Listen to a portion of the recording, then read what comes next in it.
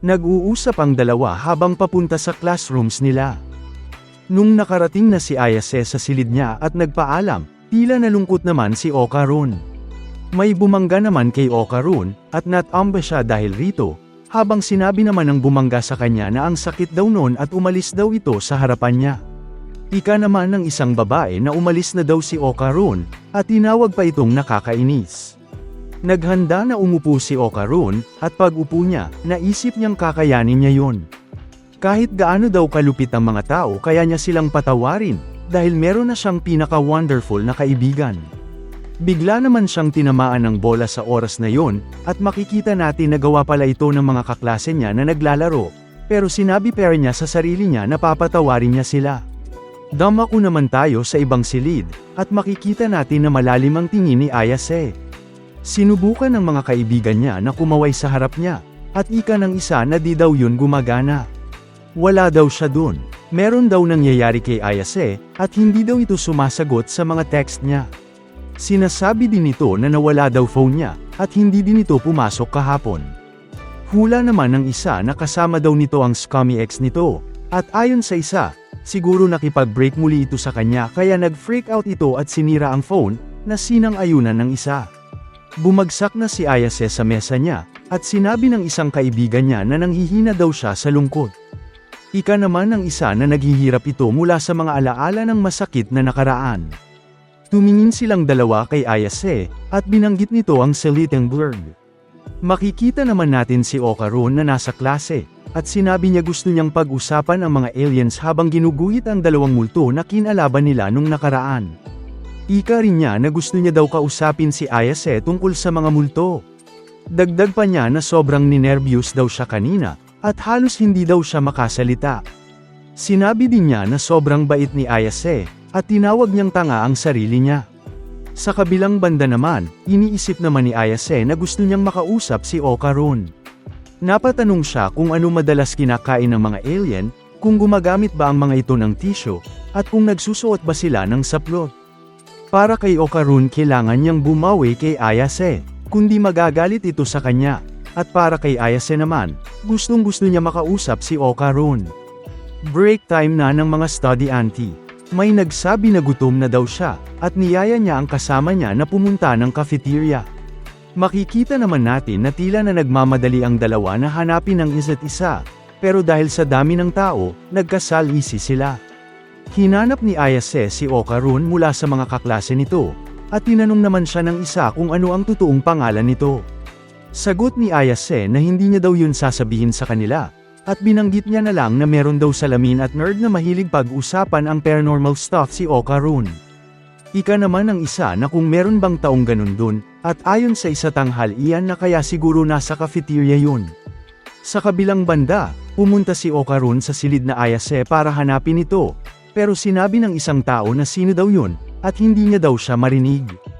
Lumabas na ng hallway si Okarun at naisip niya na siguro nasa cafeteria si Ayase. Anda naman din ito, at sinabi niya na hindi daw pupunta ng cafeteria si Okarun, kaya hahanapin niya ito sa school store. Tumalikod si Okarun, at nakita niya ang isang babae. Naisip niya din na pumunta ng school store, pero napagdesisyonan niya na unahin ang cafeteria. Nakarating na ng cafeteria si Okarun, habang nasa school store na si Ayase. Dahil wala ang isa't isa dun, naisip ni Okarun na pumunta ng school store, at naisip naman ni Ayase na pumunta ng cafeteria. Muling nagkasalisi ang dalawa, at syempre hindi nila nahanap ang isa't isa pagdating sa cafeteria at school store. Dahil hindi mahanap ni Okarun si Ayase, naisip niya na siguro ay iniiwasan siya nito. Siguro daw nung umagang yun, napagtanto siguro nito na boring siya, at nakikita siya nito bilang peste. Nalulungkot din si Ayase na hindi niya mahanap si Okarun, at malapit na daw matapos ang lunch break. Makikita natin na nakaupo sa magkabilang benches ang dalawa, at ika ni Okarun na awful daw yun, habang para kay Ayase, mukhang down daw si Okarun nung umagang yun. Naisip niya na siguro masyado siyang straightforward, at dapat daw mas pinag-isipan niya kung ano ang nararamdaman nito. Sa kabilang banda naman, naisip ni Okarun na tutal naman daw, sikat si Ayase kaya siguro backup friend lang siya.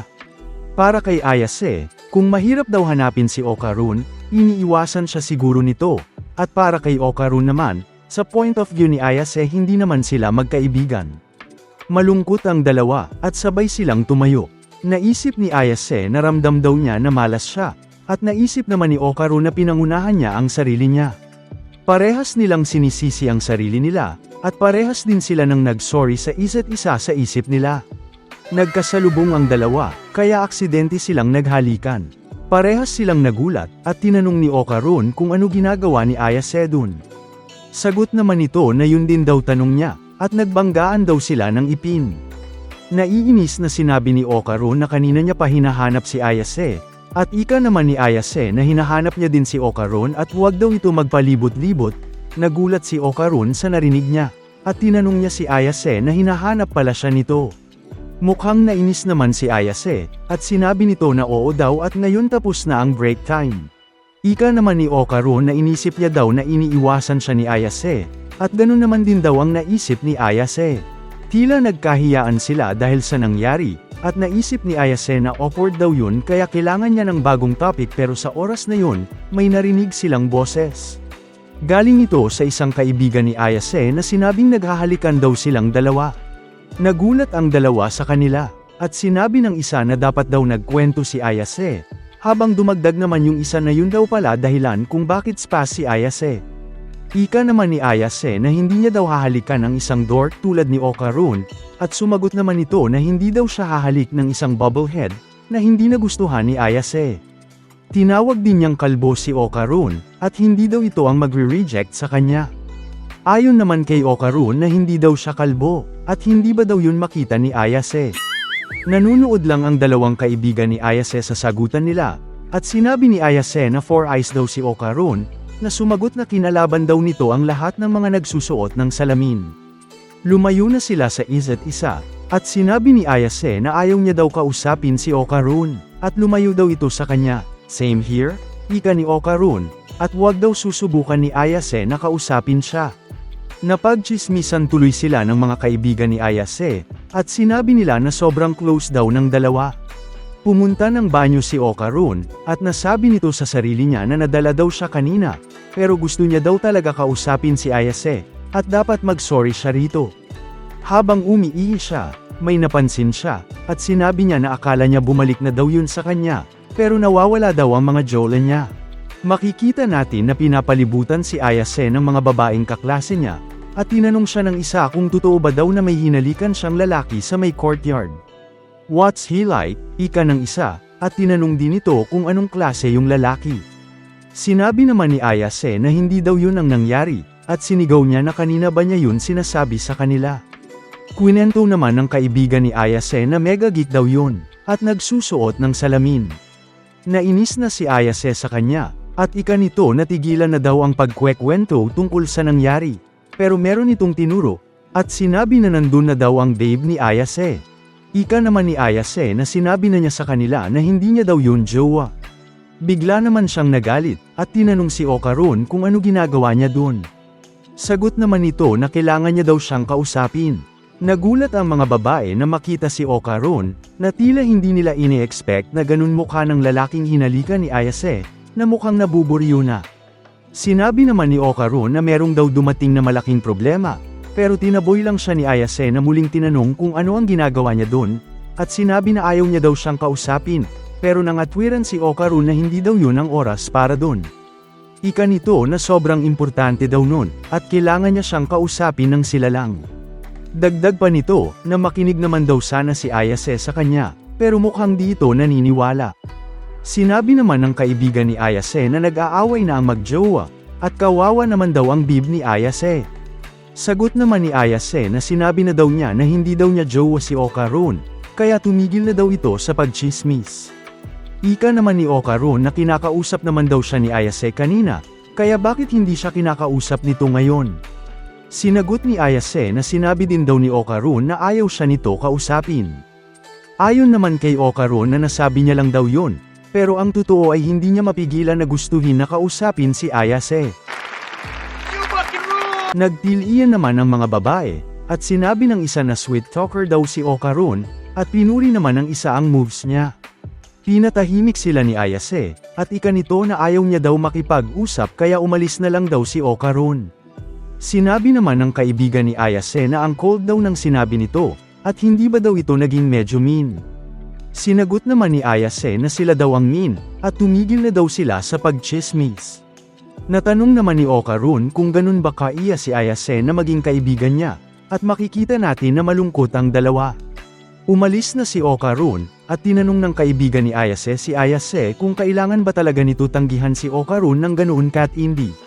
Dagdag pa nito na kung magkaibigan lang silang dalawa, edi sana nakipagbiruan siya dito, at hindi pa daw niya nakikita na ganoon ito. Nagsiuwian na ang mga study auntie, at habang naglalakad sa gitna ng madaming study auntie, inisip ni Okarun kung nakauwi na ba si Ayase, pero bigla siyang nabangga sa oras na yun. Ang nakabangga sa kanya ay isang napakagandang babae, na nag-sorry agad sa kanya, at tinanong kung okay lang ba siya. Sagot naman ni Okarun na siya daw ang may kasalanan. Sinabi ng babae na meron daw siyang tubigan sa loob ng bag, at tinanong niya si Okarun kung nasaktan ba siya noon.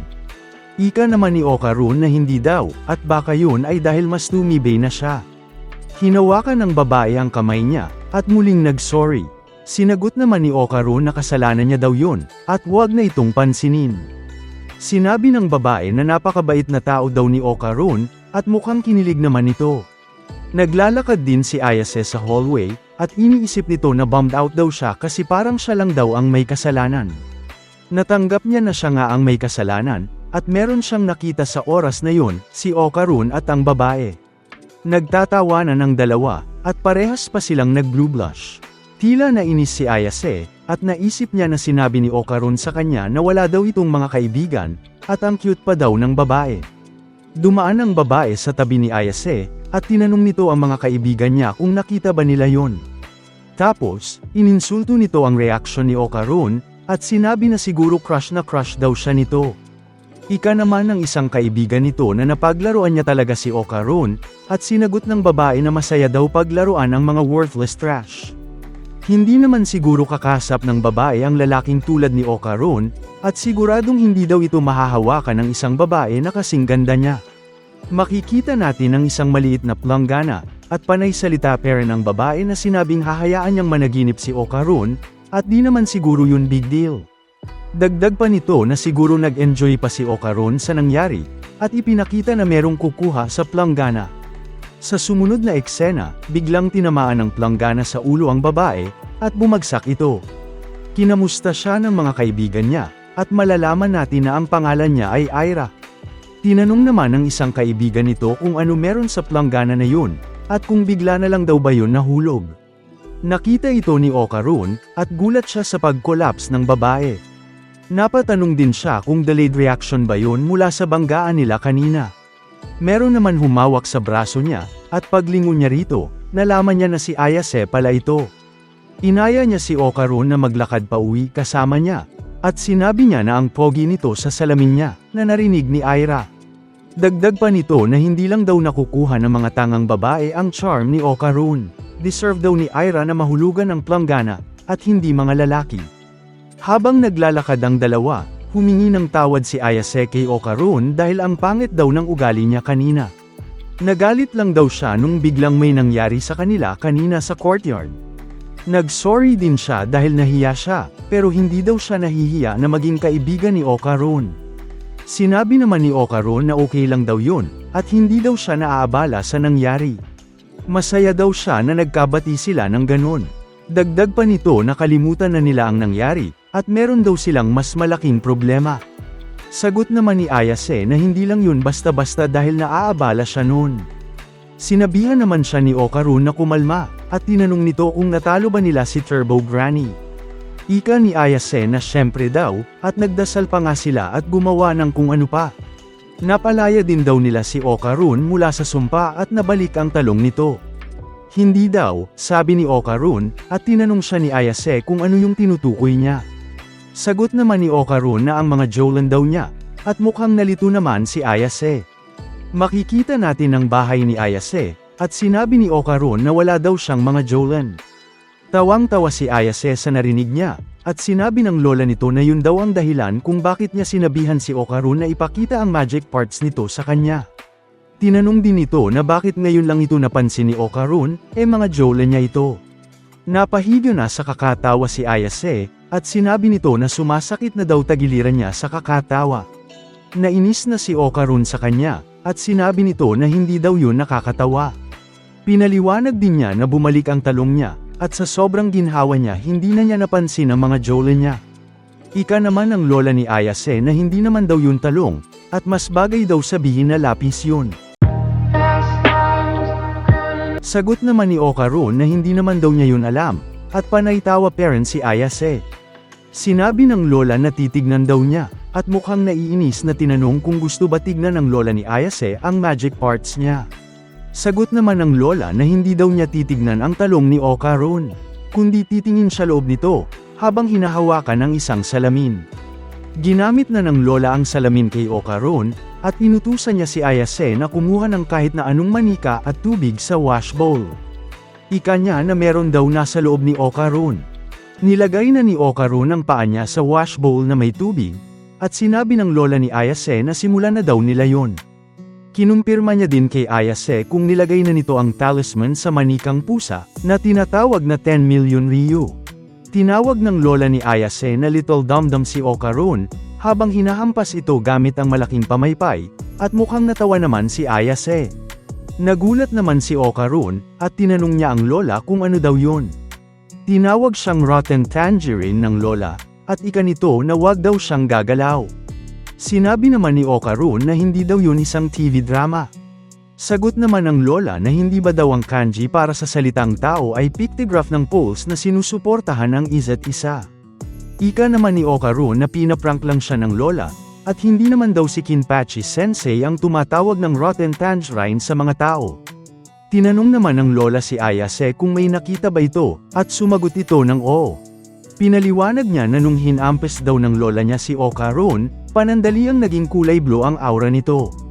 Humingi ng tulong ang lola niya sa kanya, at inutos nito na sa oras na maging kulay blue ang aura ni Okarun, hatakin daw niya ito. Tinanong naman ni Ayase ang lola niya na pwede pala kunin ang aura ng isang tao.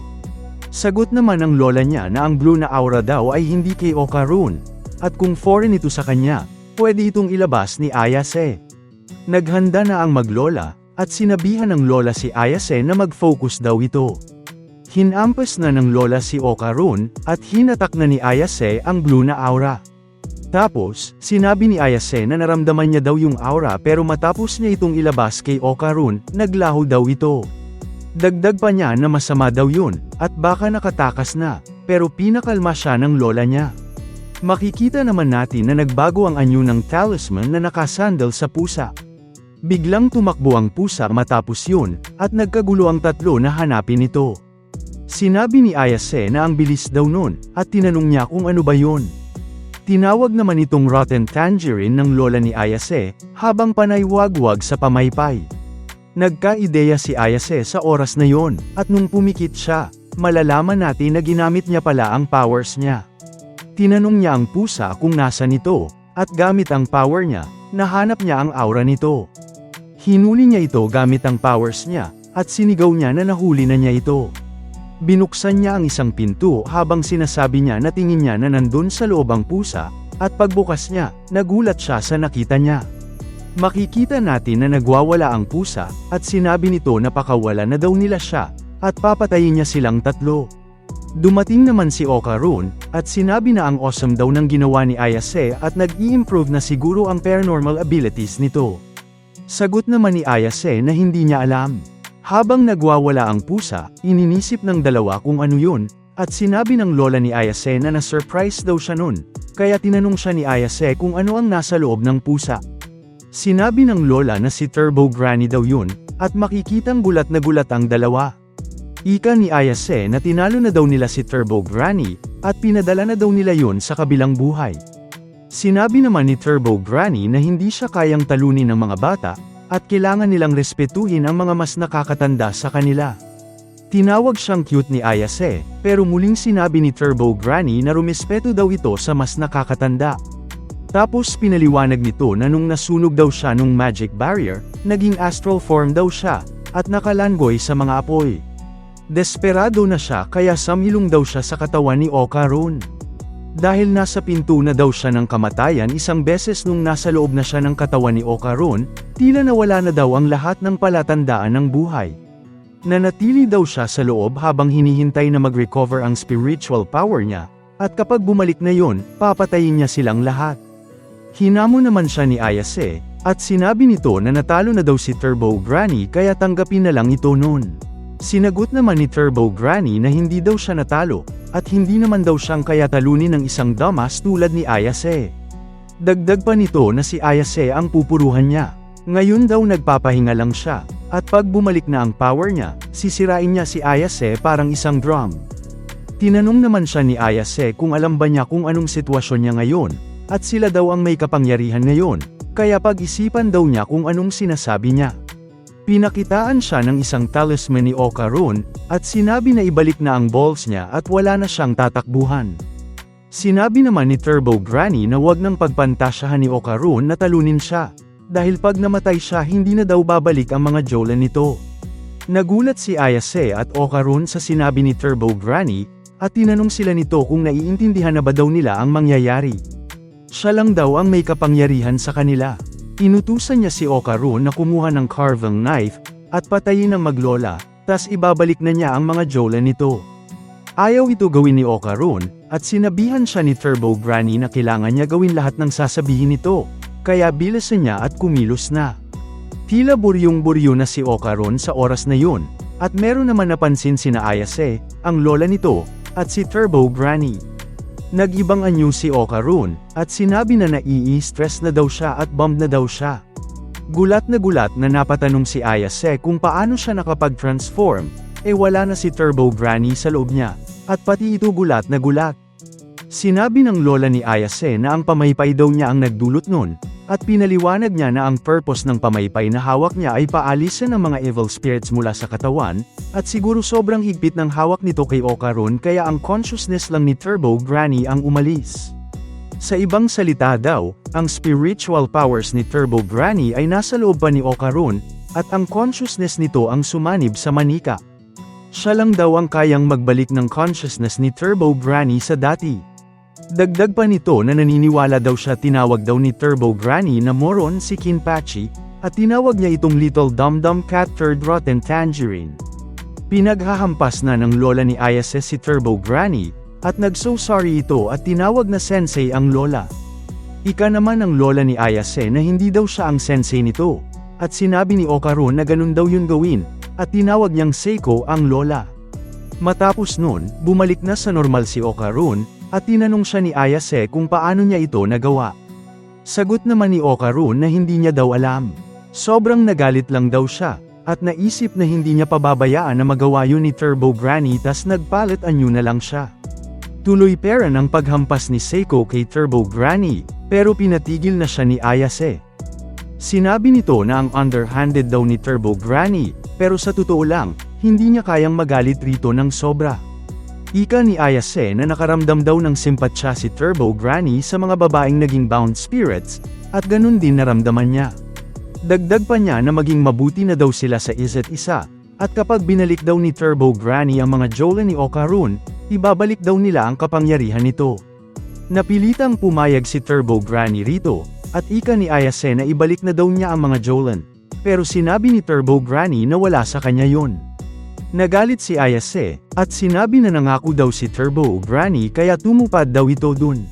Pero sinabi nito na hindi daw siya nagsisinungaling. Pinaliwanag niya sa kanila na nawala niya daw ang mga ito.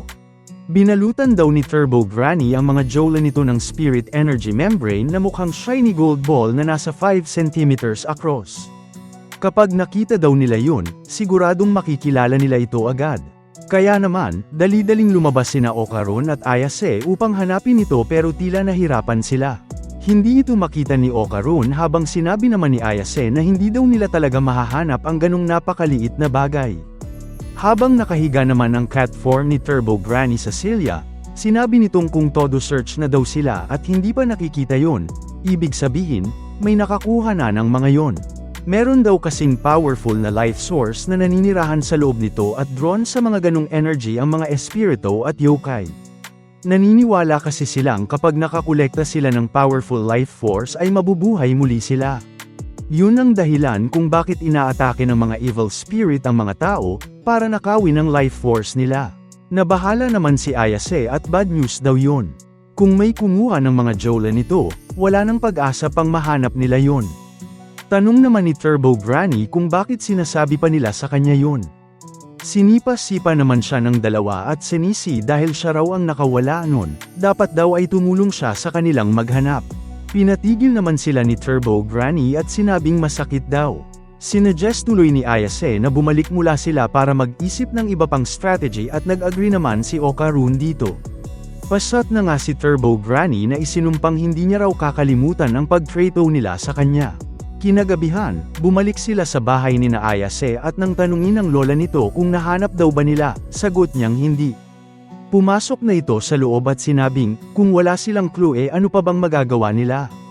Magtatanong na lang daw siya sa mga kasamahan niya kung meron silang nakuhang bagong Jolan info. Tumingin naman ito kay Okarun at sinabing, wag daw nitong kalimutan na nasa loob pa niya ang kapangyarihan ni Turbo Granny. Hindi man ito kumawala ngayon, hindi daw ibig sabihin nun ay hindi na delikado ang sitwasyon. Nakikinig naman sa gilid si Turbo Granny nang sabihin ng lola na lumayo muna ito sa gulo hanggang sa may impormasyon na sila. Umuo naman si Okarun dito. Kinabukasan, sa eskwelahan, pagpasok ni Okarun sa classroom nila ay may biglang umakbay sa kanya. Kinausap siya nito at tinanong kung may namamagitan ba daw sa kanila ni Ayase. Itinanggi naman ito ni Okarun at kinumpirma ng lalaki kung wala ba talaga. Kung ganun daw, sinabi nitong ipakilala niya daw ito sa kanya. Nagulat naman si Okarun nang sabihin nitong, hindi ba raw sobrang cute ni Ayase? Wika ng lalaki, gusto daw nitong makilala pa siya. Napaisip naman bigla si Okarun sa sinabi nitong cute si Ayase. Never pa daw kasi niya kinonsider yon, dahil masaya lang siya na nagkaroon siya ng kaibigan for once. Pero kung iisipin niya nga daw, siguro nga, cute ito. Sinapak niya naman bigla ang sarili niya at inisip na kaibigan niya lang ito kaya't wag niya daw isiping cute siya dahil impure yun. Tinanong bigla ng lalaki kung may nangyari na daw ba sa kanila. Gulat naman si Okarun sa tanong nito. Dagdag ng lalaki, usap-usapan daw kasi na kung kanino-kanino lang ito pumapatol. Sino naman daw ang nagsasabi nun? Tanong ni Okarun. Sagot niyang, hindi niya alam, pero totoo naman daw yun di ba? Sinunggaban naman ito ni Okarun at muling tinanong sino ang nagpapakalat ng rumor na yun. Nairita naman ang lalaki at tinanong ano daw ang ginagawa nito at hinamon siya. Sa sobrang galit, biglang lumabas ang kapangyarihan ni Turbo Granny at muli nitong tinanong sino daw ang nagpapakalat ng rumor na yun. Hindi daw ganong klaseng babae si Momo. Takot naman ito dahil sa intense na titig niya sa kanya. Huwag daw nitong ipagkalat ang ganong klaseng mga kasinungalingan, wika ni Okarun. Kinabahan ang lalaki at tinanggi na siya daw ang nagkalat nun, naiintindihan niya raw ang sinasabi nito kaya pakawalan na daw siya nito. Bumitaw naman si Okarun habang tinanong ng kasamahan ng lalaki kung okay lang ba daw ito. Nag-sorry naman si Okarun dito at lumakad na. Takang-taka ang tatlo dahil sa inasal nito. Pagkaupo sa desk niya, tinakpan ni Okarun ang mukha niya ng magazine at pinakalma ang sarili. Nakakagulat na bigla namang snag-slide out of nowhere si Turbo Granny na napansing mukhang nagsastruggle ito. Hindi inasahan ni Okarun kaya naman dali-dali niyang nilagay ito sa bag niya sabay takbo palabas ng classroom. Nang makalayo, nagpahinga muna si Okarun dahil sa hingal, habang sinabi naman ni Turbo Granny na ilang daang taon na din daw since nakapunta siya sa eskwelahan at sobrang nice at linis daw dun. Habang nagmamasid, tinanong ni Okarun kung ano daw ang ginagawa niya dun. Hindi ba't nakatago lang daw siya sa bahay ni na Ayase? Sinabi daw ng lola nitong si Seiko na hahayaan niya itong maging malaya since wala naman siyang kayang gawin. Isa pa, meron daw silang mas malaki pang problema, at yun ay ang kapangyarihan niya sa loob ni Okarun. Masyadong mabigat daw ito upang dalhin niya. Kaya naman, hiniyakat niya itong papasukin siya muli sa kanya. Huwag daw itong mag-alala, dahil once makuha na daw niya na ang kapangyarihan niya ay aalis na din ito. Kinukumbinsi niya si Okarun ngunit sagot nitong ibalik daw muna nito ang mga Jolan niya, At hindi daw siya magpapadala sa smooth talk niya. Bigla namang dumating si Ayase at kinamusta ito habang dali-daling nag-dive pabalik ng bag si Turbo Granny. Isusumbong niya ito kay Ayase pero pinatatahimik siya ni Turbo Granny, habang na-distract naman si Okaron nang makita ng malapitan si Ayase. Sa isip-isip niya, sobrang cute pala talaga nito at nag-blush pa nga siya dahil dun. Umiwas tuloy ito ng tingin at lumayo sa kanya. Tinanong naman siya nito kung bakit siya dumistansya, napakamot ulo na lang ito at hindi makasagot ng ayos. Tumakas siya pero humabol si Ayase na sinabing, tignan daw siya nito kapag kinakausap siya. Nag-iisip pa ng excuse si Okaron habang pinahihinto naman ito ni Ayase at tinanong bakit daw siya tumatakbo. Naghabulan na nga ang dalawa sa hallway, at nagbanta pa si Ayase na papatayin siya nito. Habang si Turbo Granny naman ay naisip na maglibot muna sa school para muling ma-experience ang campus life na matagal niya nang na-miss. Nagring na nga ang bell kaya't bumalik na sila sa klase. Tinanong ng kaibigan ni Ayase kung ano ang problema niya at kung may away ba sila ng jowa niya. Sagot naman nitong iniiwasan daw siya nito at dahil doon naiirita siya. Isa pa, nilinaw nitong hindi niya daw jowa yun. Sinabi naman nitong mabuting lalaki naman daw siya at nagtaka si Ayase kung saan ang galing yun at sagot niyang muwa daw sa isang taga-class C. Kwento niya, meron daw lalaking nag-badmouth sa kanya at nilabanan daw yun ng jowa niya. Nagulat naman si Ayase at tinanong kung totoo ba. Dagdag ng friend niya, mukhang may kumakalat daw na rumor tungkol sa kanya at mukhang nairita daw si Okaron. Inisip naman ni Ayase na mukhang yun ang dahilan kaya siya iniiwasan nito. Sa labas ng klase, meron namang pinagtaitenjinan ang mga estudyante. Isang schoolgirl na tila crush ng karamihan. Ito pala ay si Ira na habang naglalakad ay gandang-ganda sa sarili. Hindi daw siya makalakad dun sa hall na walang tumititig sa kanya. Pero hindi lang naman daw siya cute face dahil ngumingiti ito at kamakaway sa mga blockheads para isipin nilang gusto niya sila at patuloy lang siyang handgun ng mga ito. Sa isip niya, siya ay pinagsamang ganda at bait. Ngunit kahit na raw napa-perfect nito, minsan ay nagagalit pa din siya. Inalala nito ang nangyari nang mahulugan siya ng palanggana sa ulo. At para magantihan daw ang babaeng responsible dun, ipinagkalat niya ang rumor na slut ito. Pero nakakagulat daw na hindi masyadong kumalat yun at dahil dun, mas nagagalit siya. Wala na daw iba bukod sa kanya na nakakaalam na devil ang bitch na yun.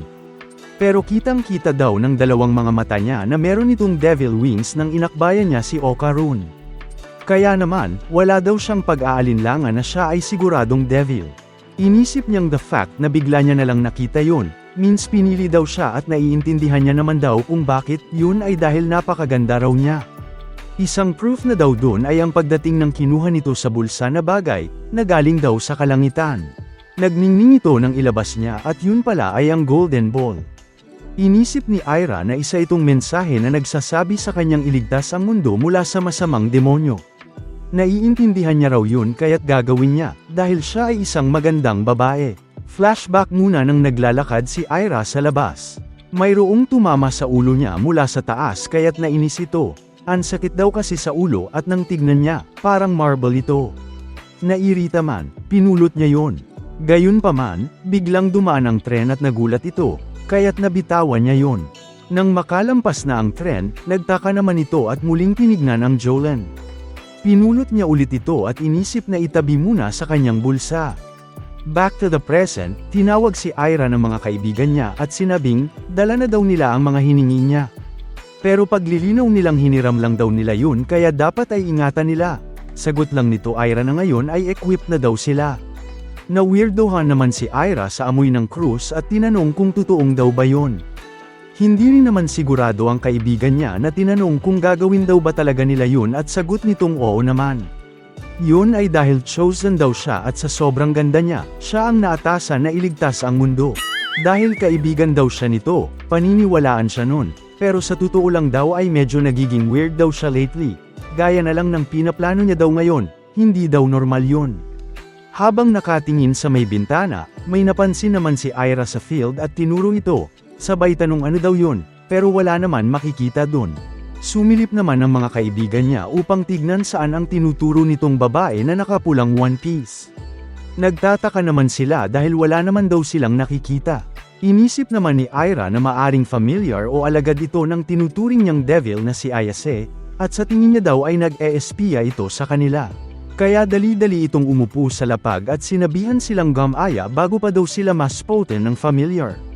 May mga estudyante namang nakapansin dito at tinanong ano raw ang ginagawa niya. Biglang tayo naman si Ira at sinabing, sa sobrang init daw, inisip niyang idikit ang katawan niya sa pader para mag-cool down. Habang natatawa, sinabihan naman siyang dits o silly ng mga yon. Pinalo-palo naman sila ni Ira at itinanggi yun although madami na daw nagsabi nun sa kanya. Tumingin si Ira sa mga kaibigan niya at sumenyas na gagawin na lang daw nila yon after ng school, pero wag daw nilang sasabihin sa iba. Sa rooftop, tinawag naman ni Ayase ang pansin ni Okarun na ayaw pa ding tumingin sa kanya. Pinapatingin niya ito sa kanya pero nag-blush pa din si Okarun at sumagot na binabantayan niya lang daw si Turbo Granny dahil baka tumakas. Habang kumakain ng cat form nito, sagot naman niyang hindi siya mapipigilan nito kahit na gawin niya yun. Nagtaka naman si Ayase kung bakit sumama sa eskwelahan nila ito. Ang sama naman ng tingin ni Turbo Granny sa kanya na sinabing, kailangan niya ba daw ng permiso nito? Sagot ni Ayase na natalo daw nila kasi siya.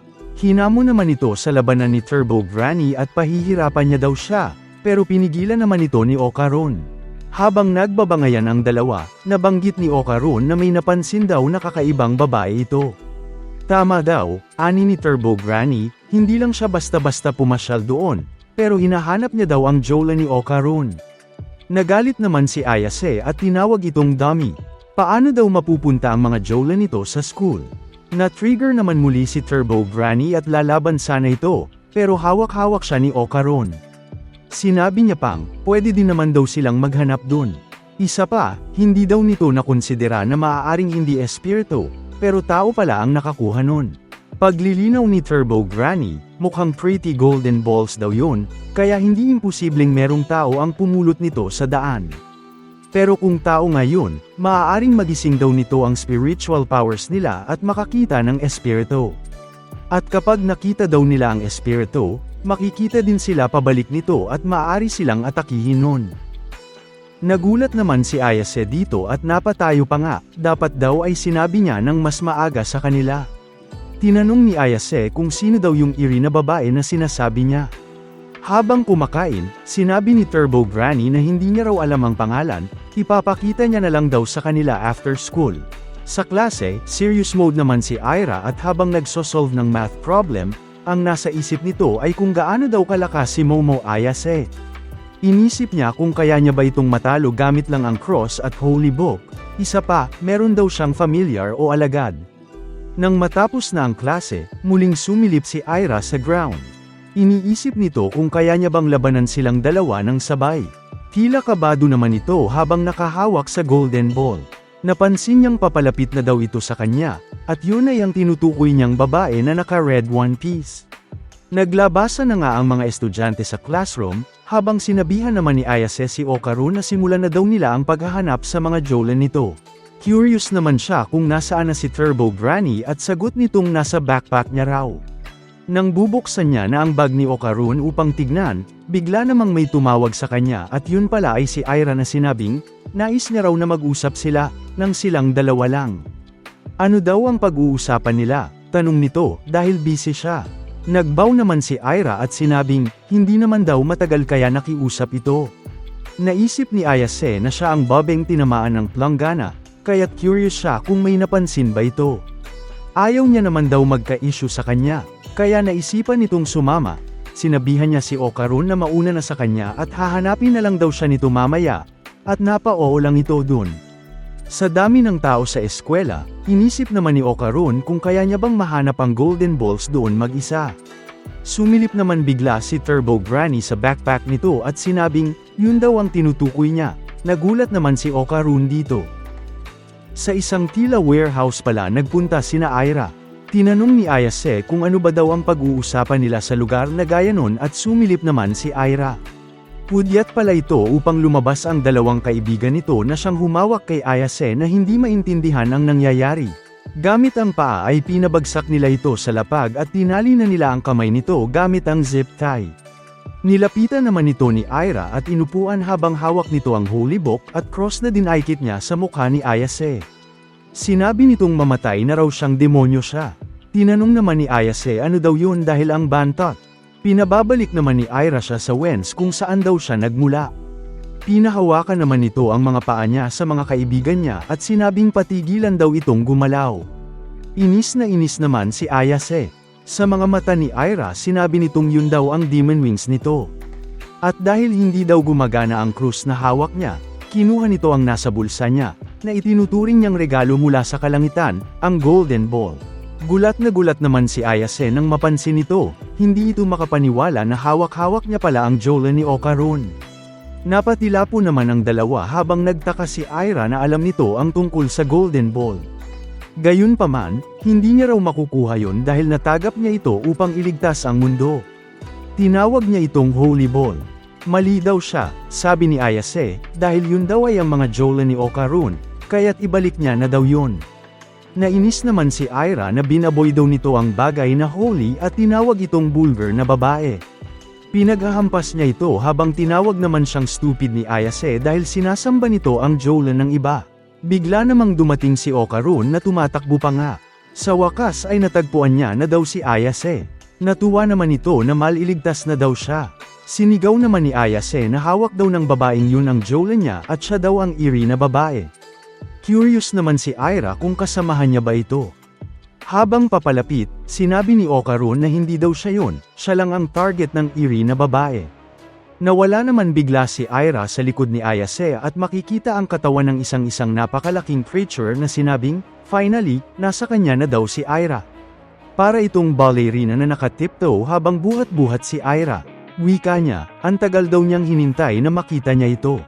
Ipinakita naman ng batang Ira na merong hinilang babae noon at tinawag na mommy. Sa present, sinabi ng eerie woman na siya raw ang mommy ni Ira habang nakilala naman siya nito, bilang ang familiar na nakita niya kanina sa field. Nabahala naman si Ayase dahil hawak-hawak nito at inangat si Ira, kaya't sinabihan niya si Okarun na kumilos. Tinanggal naman ito ang sapatos niya at biglang nang tumakbo. Unti-unting nag-snap ang katawan nito at lumabas ang kapangyarihan ni Turbo Granny. Kumari pa siya upang kunin si Ira na hawak-hawak ng creature. Ngunit nang mapansin siya nito ay umilag siya kaya't hindi niya ito na-rescue. Tinignan nito mabuti ni Okarun habang nasurpresa naman sa kanya ang creature na tinanong kung may crush daw ba ito sa anak niyang si Ira. Naiinis naman si Okarun at nais nang umuwi na lang. Na-curious naman si Ira kung di man din daw ba ito. Samantala, muling tumakbo at tumalon si Okarun upang kunin siya pero sinabi ng creature na hindi daw pwede. Bigla niya na lang itong kinain kaya naman napasigaw-sigaw si Ayase. Gamit ang psychokinesis niya sa form ng giant hand, hinawakan nito ang bibig ng creature upang pigilan siya.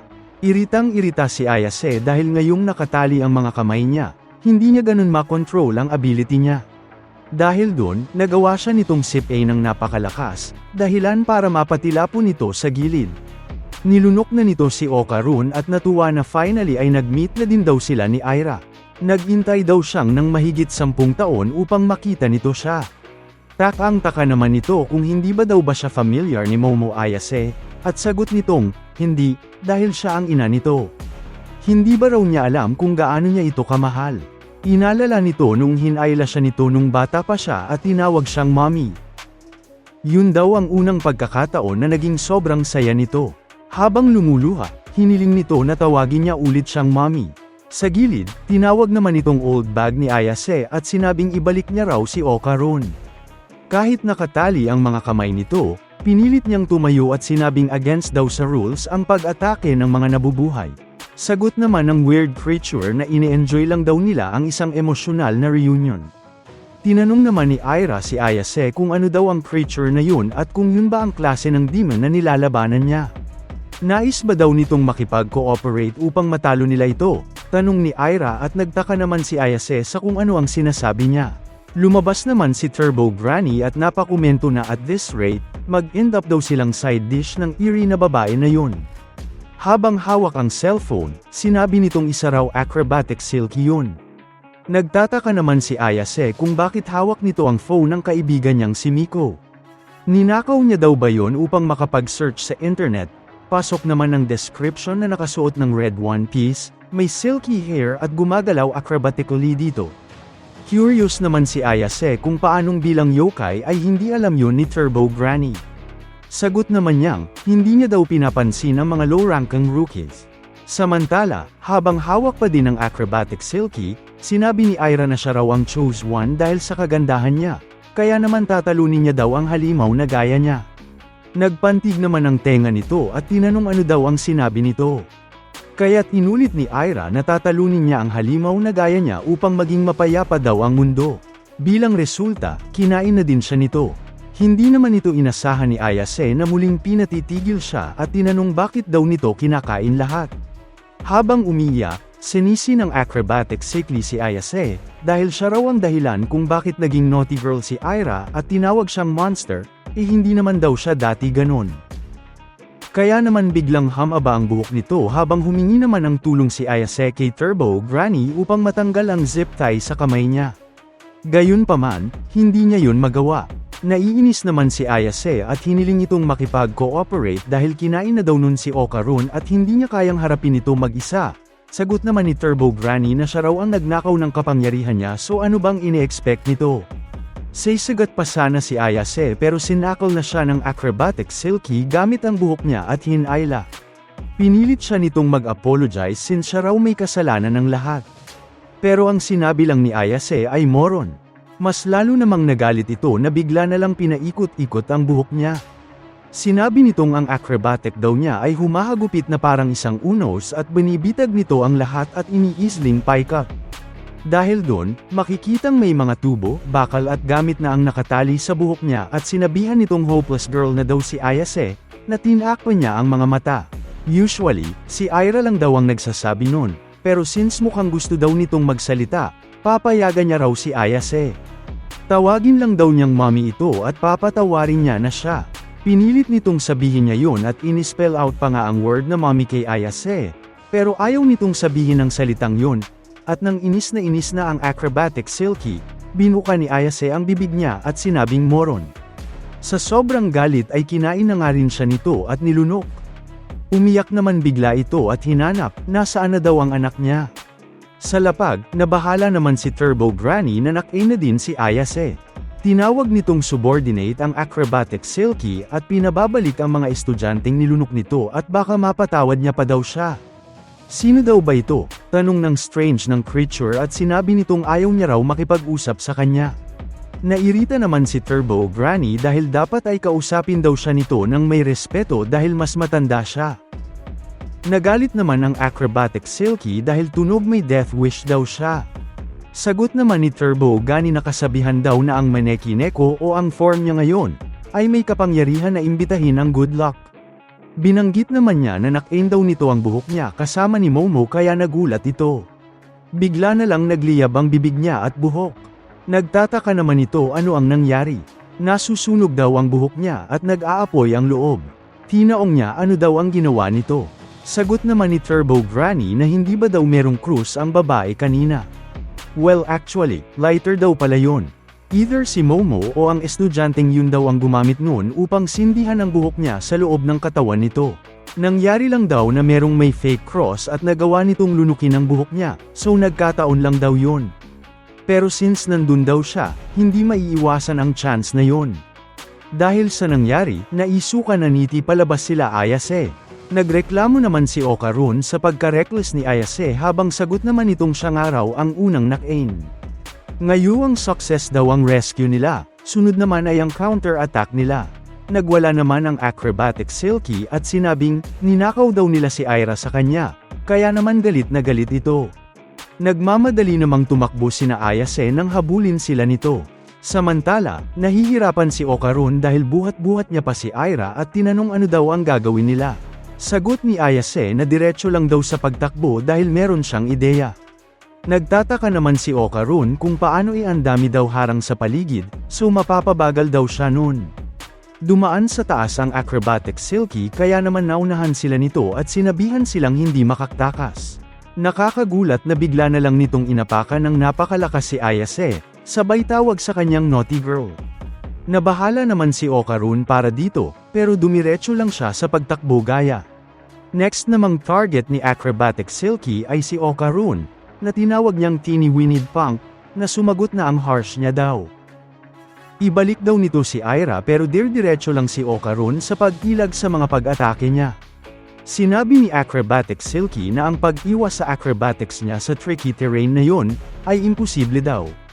Kaya't di nagtagal, nagawa na nga nitong masipa si Okarun, dahilan kaya't nahirapan siyang huminga at nabitawan niya si Aira. Nakahandusay na nga sa lapag ang dalawa at sinabi ni Acrobatic Silky kay Aira na okay lang daw kung ayaw nito siyang tawaging mommy. Matatanggap niya daw yun basta't magkasama silang dalawa. Once naman daw makain niya na ito, magiging parte na si Aira ng laman niya forever. Kaya naman, ngunguyain niya daw ito ng maigi. Nagtiptoe na nga ito upang abutin si Aira, ngunit nagtaka siya nang ma-realize na hindi siya makagalaw.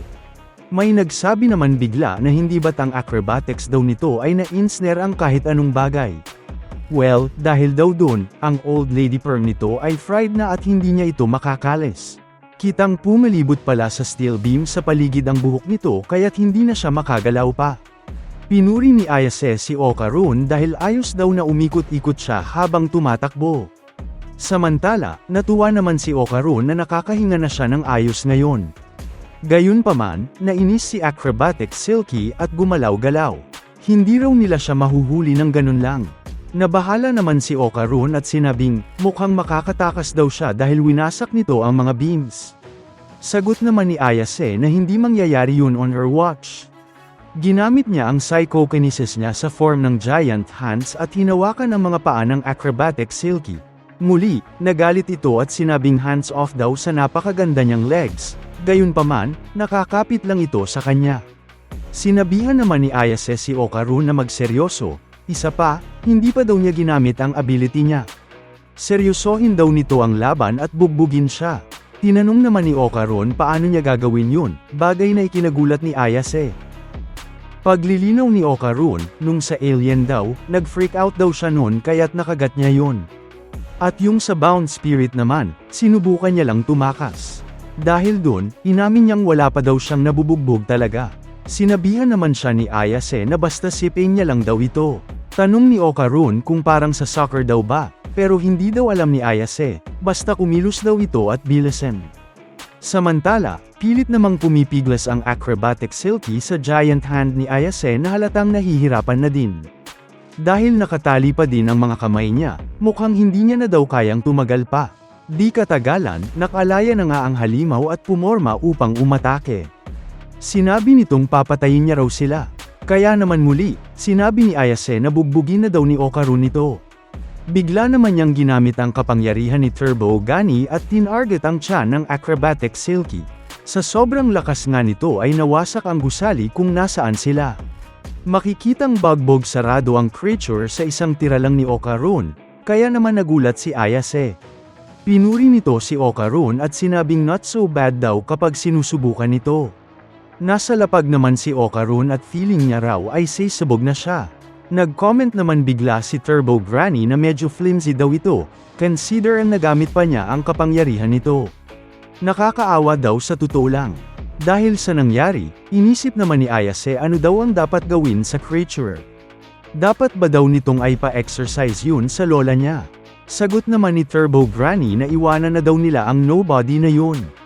Matapos ang atakeng yun galing sa kapangyarihan niya, hindi daw nito magagamit ang spiritual power niya for a while. Napatingin naman ito bigla kay Aira at tinanong hindi ba't nasa kanya ang golden ball na hinahanap nila. Tama daw, sagot ni Ayase, dapat ay kunin na nila yun. Nais naman ng matanggal ni Ayase ang zip tie sa kamay niya, kaya tinanong niya si Okarun, kung may gunting ba daw siya, at sagot nitong wala daw at nag-sorry siya dito. Nainis si Ayase, dahil si Aira daw ang dahilan kung bakit nakatali siya. Inisip nito ano daw ba ang relasyon niya kay Acro Silky. Kinapkapan naman ni Turbo Granny si Aira at biglang tinawag si Momo. Nang tanungin kung nasa kanya daw ba ang golden ball, ipinakita niyang nandun nga. Natuwa naman si Ayase at ang swerte daw ni Okarun. Ngayon nakuha na daw niya pabalik ang isa sa mga jolen niya. Nahiya naman si Okarun kapag daw ganun tawagin yun ni Ayase. Samantala, sinabi naman ni Turbo Granny na meron daw silang mas malaking problema. Ang estudyante daw na si Ira ay patay na. Habang tinititigan si Ira, hindi sila makapaniwala sa sinabi ni Turbo Granny na patay na ito. Kaya agarang tinignan nila Ayase at Okarun ang pulso at hininga nito. Pero nang tignan nila yon ay hindi sila makapaniwala na hindi na ito tumitibok o humihinga. Pinaliwanag naman ni Turbo Granny na kapag ang isang ordinaryong tao ay nakain ng isang yokai, ay mamamatay ito, at wala naman daw dapat ikabahala dun. Idinagdag niya na nangyari lang na sa pagkakataong ito, isang tao na may paranormal na kakayahan, at isa pang pinagkalooban ng kanyang espiritual na kapangyarihan ay nakaligtas, yun lang ang buong kwento. Tinanong naman ni Ayase si Okarun kung kaya nitong mag-CPR, kung saan sumagot si Okarun hindi siya confident dun. Sinabi ni Ayase na susubukan niya ang cardiac massage dito, at gamit daw ang kanyang powers ay baka mamasahe niya yung mismong puso nito ni Ira. Sinubukan niya yung gawin, pero nagkomento si Turbo Granny na ang puso ay isa lamang lump of muscle, at wala daw magagawa ang pagmasahe dun, kaya pinatahimik siya ni Ayase at kung makikigulo lang daw ito ay tumalon na lang ito sa isang lawa. Ibinaba ni Okarun ang kanyang bag, habang si Ayase ay patuloy sa pag-cardiac massage, at inilapit na ni Okarun ang kanyang bibig sa bibig ni Ira para subukan ang CPR dun. Huminga siyang malalim at pinagsabay nilang dalawa ang masahe at CPR, at tinawag naman ni Ayase si Turbo Granny na hag, at tumawag daw ito ng ambulansya dahil hindi daw ba ay nasa saka niya yung phone ni Miko, kung saan tinaong lang ni Turbo Granny na ano pa yung point. Bigla namang nagsalita yung acrobat Silky at tinawag nito yung pangalan ni Ira, kaya napalingon sila dito, at lumalabas na bumalik na yung consciousness nito. Sumigaw si Ayase na wag muna itong makigulo habang tinatawag itong psycho, habang si Okarun ay sinabi na siya ng bahala dito at ipagpatuloy lang ni Ayase ang pag-resuscitate kay Ira. Nagkomento naman yung acrobat Silky na hindi maibabalik ng ganung bagay yung buhay nun, at meron daw mas magandang paraan para gawin yon. Ibibigay daw nito ang kanyang aura kay Ira, dahil para daw sa mga living things, ang isang aura ay kapareho ng isang battery, at kapag wala kang battery, ang motor o mas kilala ng mga tao bilang puso, ay hindi magfa-function. Pinpoint niya na ire-replenish niya ang depleted aura ni Ira gamit ang sarili niyang aura. Sumigaw naman si Ayase na sino ang maniniwala sa mga sinasabi nito, at inisip niya na gusto lang nito ulit kainin si Ira. Hinawakan bigla ng acrobatic Silky ang kanyang ulo, at bigla niyang binuklat forcefully ang kanyang bibig na nagpawasak dun, at nagpagulat sa duo. Kumuha ito ng isang malaking steel beam, at sinabi na hindi na niya kayang kumain ng tao, at kung hindi parang daw sila naniniwala ay kunin daw nila ang hawak-hawak nitong steel beam at gamitin yun para wasakin yung ulo niya. Nagkomento naman si Turbo Granny na nagsasabi yun ng totoo, at nang walang aura, mananatiling patay si Ira. Tinitigan ni Ayase yung acrobatic Silky nang may napipilitan na mukha, at bigla niyang sinabi na hindi niya ito pinaniniwalaan kahit kaunti, at kapag gumawa daw ito ng kahit isang false move, ay UUPin nila yung ulo nito gamit yung steel beam. Tinanong ni Ayase si Okarun na hindi daw ba ay kaya pa nitong mag-all out, at mag-lock on daw ito kay acrobatic Silky, kaya nag-transform itong si Okarun sa kanyang Turbo Granny cursed form at naghandang sumugod. Tinanong din ni Ayase itong si acrobatic Silky na hindi daw ba ay sinabi nito na kaya nitong i-replenish yung aura ng dumb skank na si Ira gamit ang aura nito, at kung gayon daw ay paano nila yun gagawin, at sabihin daw nito kung paano yun gumagana. Napatitig ng saglit si acrobatic Silky sa kanya, pero di nagtagal ay pinaliwanag nito na gamitin daw ni Ayase ang kanyang ability para i-link ang aura nito sa aura ni Ira, na para bang isang communications cable, kung saan agad naman yung sinimulang gawin ni Ayase. Sinabihan niya si Okarun na wag nitong aalisin ang kanyang mga mata kay acrobatic Silky, kung saan napakomento yon ng bomber, at di nagtagal ay sumigaw na si Ayase ng "Here we go", at inabot na ang flame ni Ira at acrobatic Silky. Pagkahawak niya dito ay tila na napunta ang kanyang kaisipan sa talambuhay nito ni acrobatic Silky, at nakita niya dito ang ilang flashes of memories.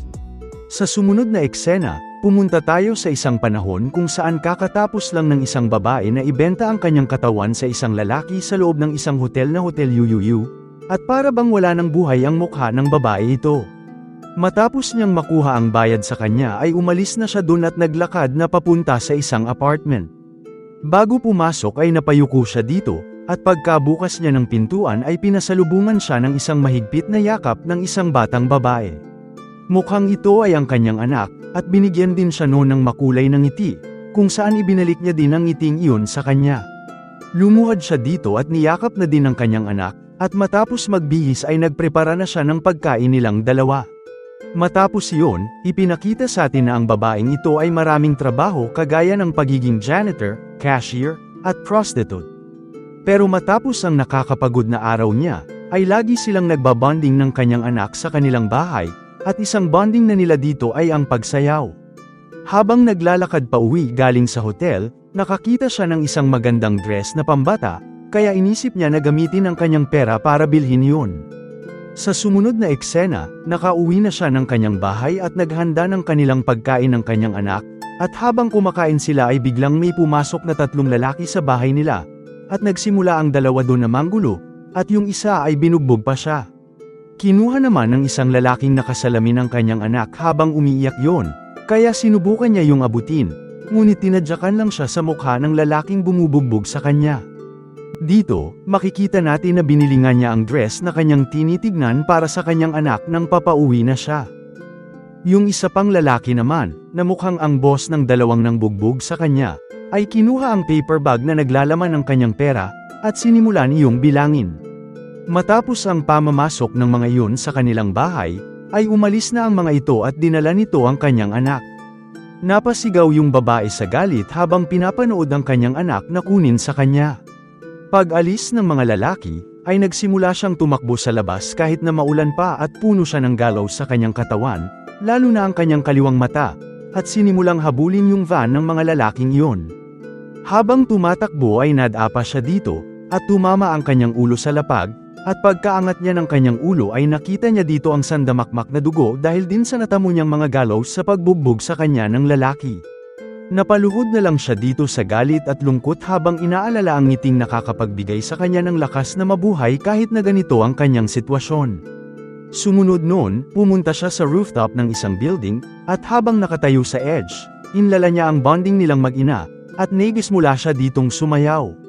Kita ang pagiging elegante ng kanyang mga kilos habang nagbabale, at habang inilalabas ang kanyang emosyon through dance, ay naalala niya din yung panahon kung paano siya sinumfort ng kanyang anak kapag nahihirapan nito. Sa huli, matapos niyang magsayaw ay tumalon siya sa building na ito habang may elegance parent, at sinabi nito sa isip niya na palaging siyang nagpapasalamat sa kanyang anak. Sumunod noon, pumunta tayo sa isang eksena, kung saan makikita natin na nakatayo sa gitna ng maraming tao ang isang babaeng nakasuot ng red one-piece dress at may silky hair. Sinabi nito sa isip niya na hindi niya maalala kung ano ito, pero nararamdaman niya daw na para bang may nawala sa kanyang importante. Inisip nito doon kung ano kaya yung nawala sa kanya. Bigla namang may isang batang babae na lumapit sa kanya, at hinailan nito ang kanyang dress habang tinatawag siyang mommy, at mukhang ang batang ito ay si Ira nung maliit pa siya. Napalingon yung babae kay Kid Ira, pero nung paglingon niya ay na-realize ni Kid Ira na hindi siya yung mommy nito. Tinawag naman si Kid Ira ng daddy nito at pinagsabihan na hindi siya pwedeng umalis bigla ng mag-isa, kaya nirason nito na inakala niya kasi na mommy niya yung nakita niya, kung saan sinabi ng daddy niya na bakit naman daw yun mapupunta dun of all places. Tinanong tuloy ni Kid Ira kung saan ba pumunta yung mommy niya. Kaya sinabi ng daddy niya sa kanya na lagi daw nitong sinasabi sa kanya na pumunta iyon sa napakalayong lugar. Habang ipinapakita sa atin dito ang isang burol, ay tinanong din ni Ira kung kailan babalik yung mommy niya, kung saan sinabi ng daddy niya na matagal yung hindi babalik, kaya dapat daw ang manatili siyang malakas. Kahit nawala na daw yung mommy niya ay kinakailangan nilang magpakatatag para maging proud daw yun kapag bumalik na yun sa kanila someday. Lumalabas na sa murang edad, namatay na yung mommy ni Ira dito, at kinumbinsi lang siya ng daddy niya na umalis lang yon. Sumang-ayon si Kid Ira sa sinabi ng daddy niya at pinapangako niya daw na magiging isa siyang tao na maipagmamalaki ng kanyang mommy. Matapos iyon ay umalis na si Kid Ira at ang kanyang daddy, pero bago sila umalis ay kinawayan niya yung babaeng naka-red one-piece dress, kaya napatitig yun sa kanya.